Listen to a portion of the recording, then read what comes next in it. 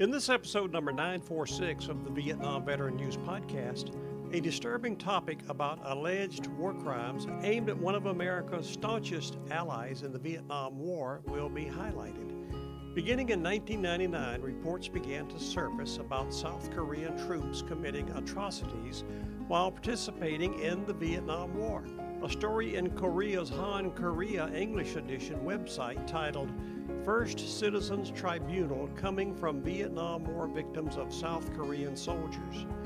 The story was submitted by Hoang Quoc B, a staff reporter. It is claimed by Vietnamese civilians South Korean soldiers murdered numerous civilians in Quang Nam province in 1968. The South Koreans reportedly murdered men, women, and children for no apparent reason. The majority of the killings took place in the villages of Phong Ni, Phong Nhat, and Ha Mai in Quang Nam province. The South Korean government has never acknowledged any of the claims as being true. For years, victims have been seeking some sort of justice for the alleged crimes from the South Koreans. On June the 2nd, 6 attorneys with the Min Byon Lawyers for a Democratic Society task force traveled to Vietnam to investigate the massacres of civilians by South Korean troops.